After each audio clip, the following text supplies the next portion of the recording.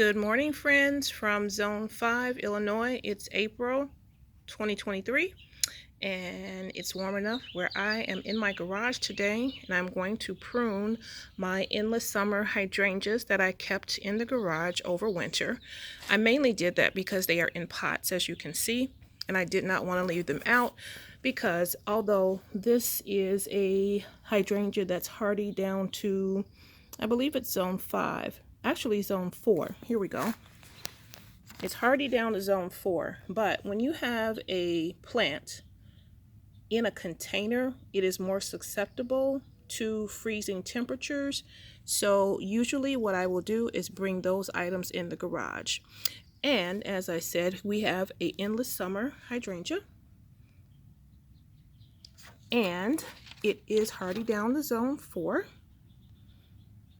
And the instructions tell you that after spring, or actually after your last frost date, you can remove any winter mulch you have on it, and that's particularly if it's in the ground, and add your slow release fertilizer, and then prune above new green growth.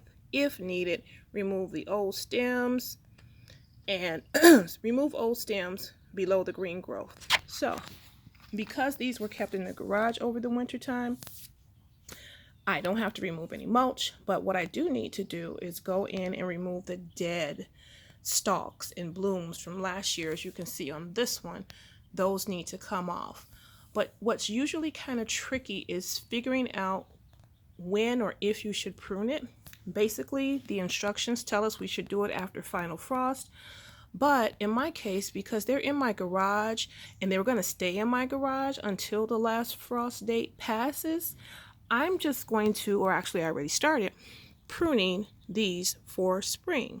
So as you can see with this one, I pruned back above the green growth. And if you can see those little green buds there, that is your new growth. Those are blooms that are going to come forth once the temperatures warm up. So you do not, under any circumstances, want to cut those.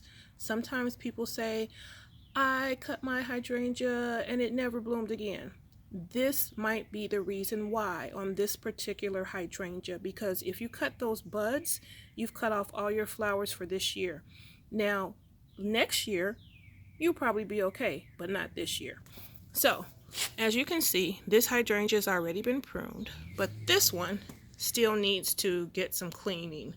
So, what I'm going to do is take my pruners here, dollar store pruners basically. I just like them because they're new and sharp and I haven't used them on any other plants. And if I do use them on any other plants, I would spray them with some bleach and water solution, or even a little bit of household disinfectant spray, just to make sure I'm not transferring any germs between plants or diseases between plants. So here we go. What you want to do is look at the stem and find a bud. For instance, on this plant, you can see here we have a bud right here. So we definitely don't want to cut over there because we would cut beneath the bud.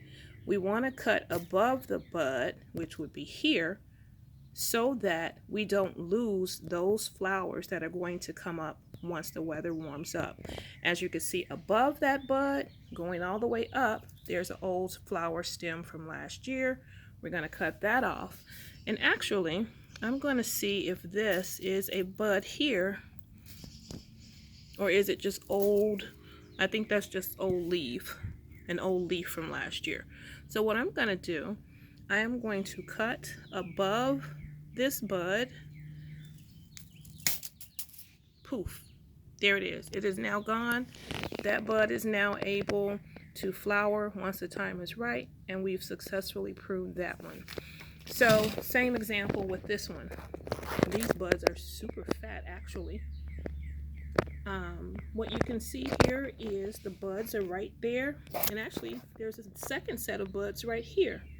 But moving back up a little bit, we can also see there is the dead foliage from last year. So this little piece here needs to go. We're going to cut this right above this bud. Here we go. Gone. Another thing you want to look at too, you can see if your plant is still alive. And of course we know this one is alive because we see the buds. But you can also see the green here. There we go. You can see the green there. That lets you know your plant is still alive. So once we do this, once we prune the hydrangea all the way around, you would end up with a result like this. And what you also want to do, since you're giving your hydrangea a good start for the season, is to fertilize it. So one thing I have on hand happens to be some Dr. Earth Grow. It's acid lover, natural and organic fertilizer for hydrangeas and azaleas and anything that is an acid loving plant.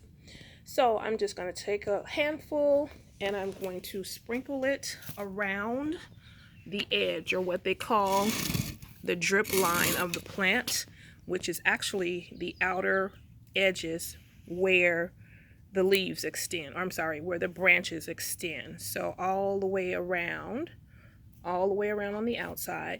And then I'm going to scratch it in a little bit, mix it up in the soil, and water it. That's the most important thing after you fertilize, is to water it. So that's all for today, guys. I hope that helps. Oh, another thing, sorry. If you don't have any Dr. Earth, you can always use your Plant Tone by Espoma Organics, which is another good substitute. So, or even Rose Tone. If you happen to have Rose Tone on hand, that works as well. But you just want to give it a little kick of fertilizer so that it'll be nice and strong going into the spring. That's it, guys. I hope that helps. Maybe next week when I get to the panicle hydrangeas, I'll be back and do a video on that one. So if you have any questions or comments, please feel free to leave them in the comment section below, and hope to see you next time. Have a great day.